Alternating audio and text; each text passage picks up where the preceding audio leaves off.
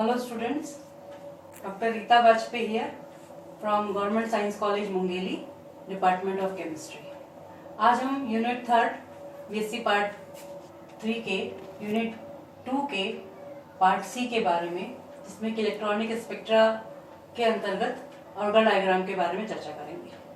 तो सबसे पहले हमको जानना होगा कि ऑर्गन डायग्राम है क्या, ऑर्गन डायग्राम क्या बताता है। तो ऑर्गन डायग्राम के द्वारा हम किसी इलेक्ट्रॉनिक स्पेक्ट्रा को इंटरप्रेट करते हैं। तो उसके लिए हमको क्या क्या जरूरत पड़ती है, क्या क्या की पॉइंट्स हैं उसके, टर्म सिंबल जिसको कि हम डिटरमाइन करते हैं इस फॉर्मूले से, जिसमें कि कैपिटल एल, सुपरस्क्रिप्ट एस और साइड में नीचे में ये जे।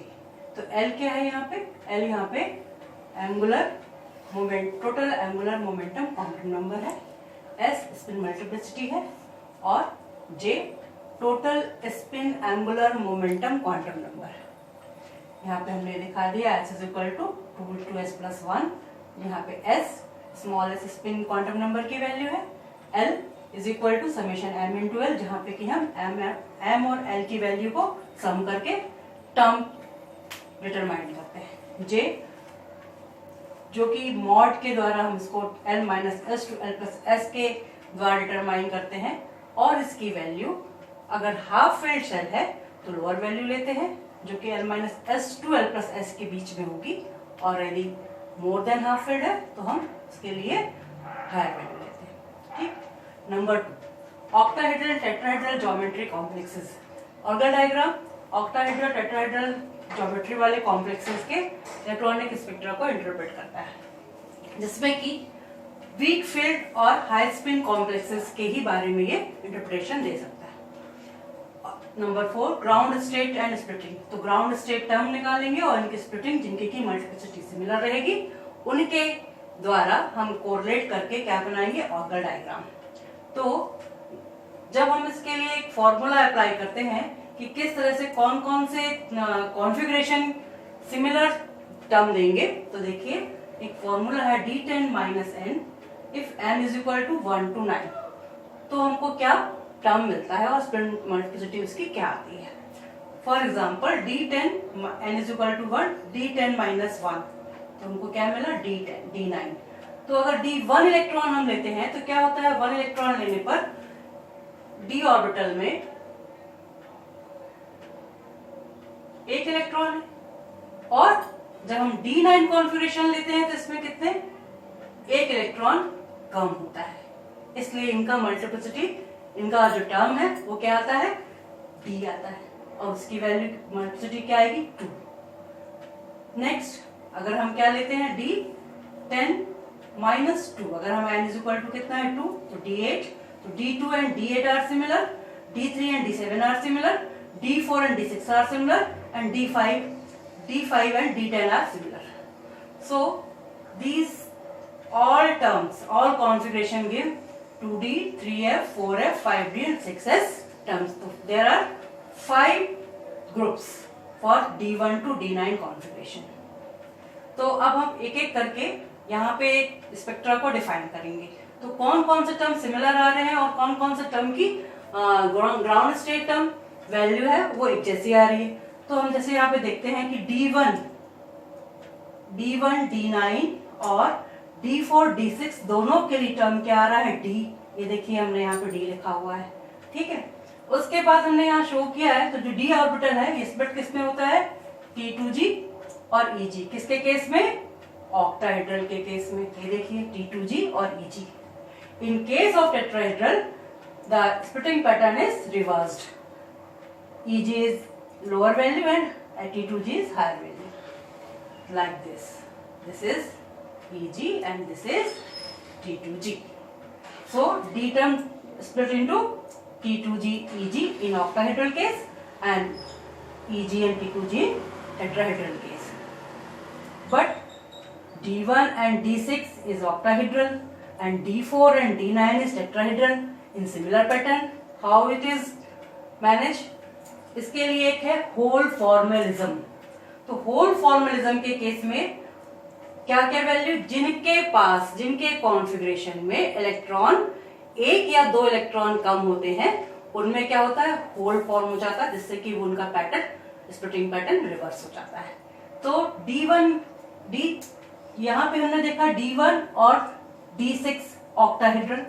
तो D1 के पास अभी कितने इलेक्ट्रॉन बचे हैं? हाफ फील्ड के लिए 4 और D6 में फुल फील्ड के लिए 4 इलेक्ट्रॉन बचे हैं। तो यहाँ पे 1 और 2 इलेक्ट्रॉनों वाली समस्या नहीं है।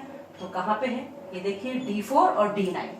तो D4 हाफ फील्ड होने के लिए 1 इलेक्ट्रॉन कम है और D9 कंप्लीट होने के लिए 1 इलेक्ट्रॉन कम है। तो इनमें क्या बन गया? होल बन गया। होल फॉर्मुलिज्म के कारण ये कैसे देते हैं? Reverse geometry. देखिए ये D1 and D6 octahedral and D4 and D9 is tetrahedral. In case of tetrahedral splitting of crystal field splitting, in case of tetrahedral Eg is lower value and T2 is higher value, but in case of D4 and D9 it gives octahedral splitting. So D1 and D6 tetrahedral and D4 and D9 are octahedral. Clear?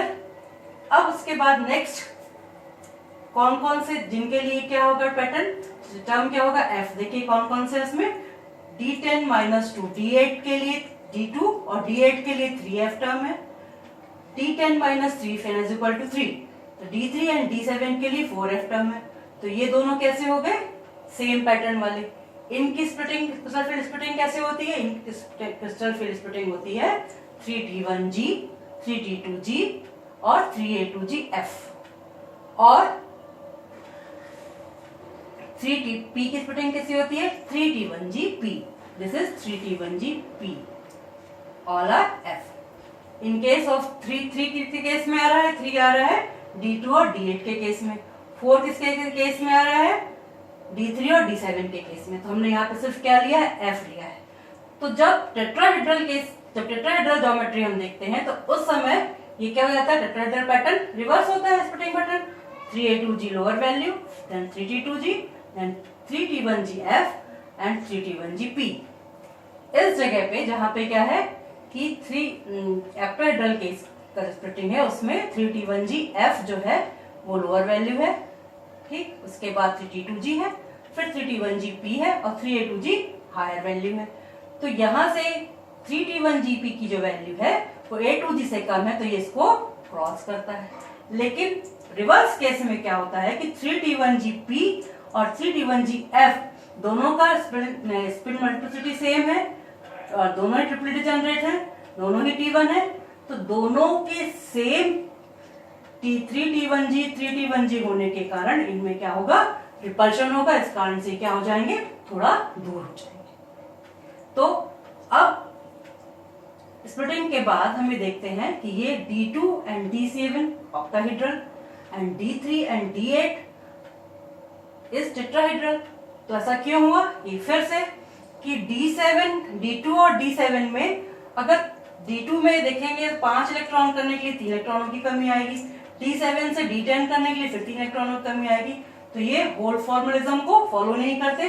तो ये क्या देंगे? ये देंगे geometry, जो geometry उसकी splitting actual है उसी को देंगे। लेकिन D3 से क्या होगा? D3 के पास अगर 5 इलेक्ट्रॉन करने तो 2 इलेक्ट्रॉन कम हो जाएंगे और इधर D8 में देखेंगे तो फिर 2 इलेक्ट्रॉन 10 करने के लिए कम हो जाएंगे।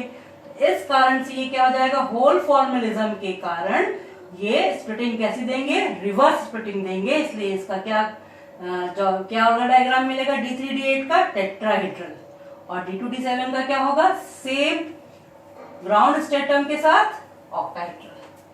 Similarly in tetrahedral case, actual case, D2 and D7 tetrahedral, फिर D3 और D8 में फिर वही समस्या, 2 इलेक्ट्रॉनों की।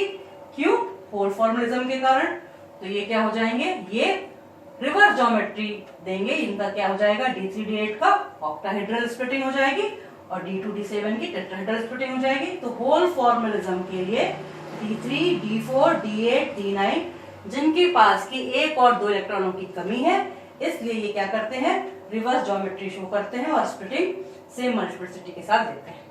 तो ये स्प्लिटिंग मल्टीप्लिसिटी हम यहाँ पे 3 और 4 दोनों सकते हैं। अगर हम क्या करेंगे तो इसलिए क्या करते हैं? हम इसको यहाँ से मिटा देते हैं। क्यों? इसको हम यहाँ पे नहीं लिखते हैं। क्यों लिखते हैं? क्योंकि ये हम खाली जब किसी D2 और D7 का बनाएंगे, है ना, किसका किसका बनाएंगे, जहाँ पे कि 3f है तो वहाँ 3f लिखेंगे, किसका D2 D8 का। D3 और D7 में क्या आ जाएगा, वहाँ पे 4f आ जाएगा। अभी ये हमने क्या बनाया है, कॉमन किसका किसका बनाया, जिसके लिए ग्राउंड टर्म f है, जैसे कि D2 D7 और D3 D8, इन सबके लिए ग्राउंड टर्म क्या है, f है। लेकिन मल्टीप्लिसिटी दोनों की अलग अलग है, D2 और D8 की 3f है और D3 और D7 की 4f है। ऐसे ही हमने जहाँ ऊपर इंटरप्रिटेशन किया था, इसको एक्सप्लेन किया है, तो वहां भी देखिए D1 और D6 ऑक्टाहेड्रल, तो यहाँ पे हमने क्या नहीं लिया है, ना 2 लिया है ना ही 5 लिया है, 2D है D1 और D9 के लिए, जबकि D4 D6 के लिए क्या है 5D। जब हम इनका अलग से इंटरप्रिटेशन करेंगे तो हम वहां पे क्या करेंगे, उनकी मल्टीप्लिसिटी भी लिखेंगे। तो ऑर्डर डायग्राम को ड्रॉ करते समय इन सब बातों का ध्यान रखना चाहिए। सबसे पहले तो हमको टर्म निकालना आना चाहिए, उसके बाद हमको ये ध्यान रखना चाहिए कि होल फॉर्मलिज्म के कारण ये रिवर्स ज्योमेट्री देते हैं, जो कि सेल्फ स्प्लिटिंग से